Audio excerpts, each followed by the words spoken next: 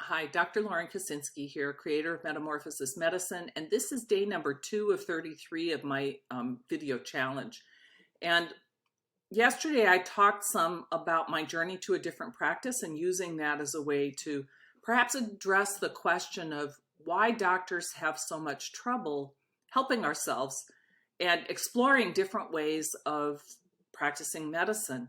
It's so much a given in a way that industrial healthcare is shaping everything and that we have no power against that it's almost hard to get past that to even begin to ask this question.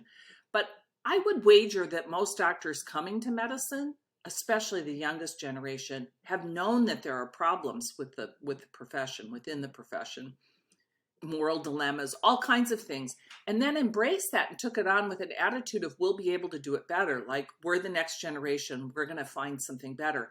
And yet the same things exist. It doesn't seem, in the many thousands of doctors that I communicate with, it doesn't seem like there's any difference between specialties, gender, or years in practice in terms of willingness to explore all options.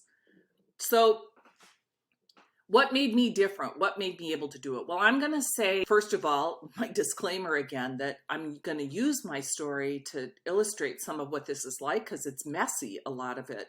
But also to say that the decisions and things that I've made, how it's working out for me, is going to be completely different than how it will work out for you.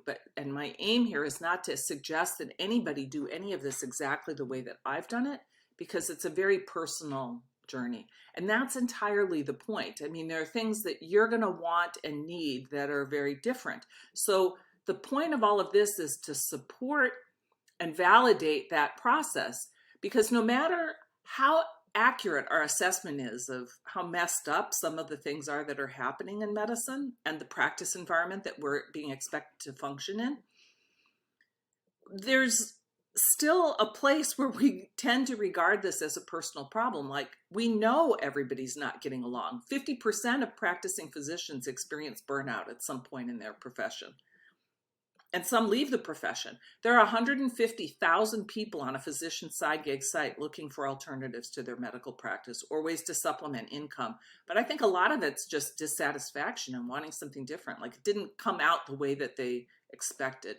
And you hear this a lot. Lots of people still say, I didn't do all of this to be doing this, whatever this chore or activity or requirement is at any given time. So that's the backdrop for this. So I'm going to say that even though I had decades of thinking about the conditions of practice and change, that it really took two things, I think, to make me move more solidly into doing something about it. And some of it's like being pushed out of the nest, that there's a precipitating event or you come to an impasse like I did. And I guess also part of that impasse developed for me because I'm older now, in the mature part of my life and career, and I don't have a sense of limitless time to solve some of these things. And so there's a little bit of it's now or never, which also helps to push things along into a more solid exploration and expression. So a little bit about the impasse that I reached. I came to a crossroads in my academic employment, and particularly a difference in want or style of practice between myself and my section chief. I hadn't seen this developing, which made me concerned because I'm actually a pretty observant person and about relationship. And this is a person who was coming into my office almost daily to unload whatever had happened in that day that was a work concern, but also to talk to me about personal things like what to get a prospective son-in-law as a wedding present. So I didn't really see this developing. And when the rupture happened, it was quite profound. And a part of me watched this story unravel in a way that made me not dislike the person or discount what he had to offer as a surgeon. No, I saw it as kind of an expression of the conditions of being a doctor, that there was a sort of unraveling and incapacity that was both personal but also symptomatic of the kinds of ways that people unravel in medicine all the time. What would have been a typical response at that point would have been for me to, and I had been looking at moving into another position in at different institutions. I just hadn't found the right thing. And it would have been normal for me at that stage in my career to assume more of a leadership role in a different place where I could have more control over the microcosm of my practice.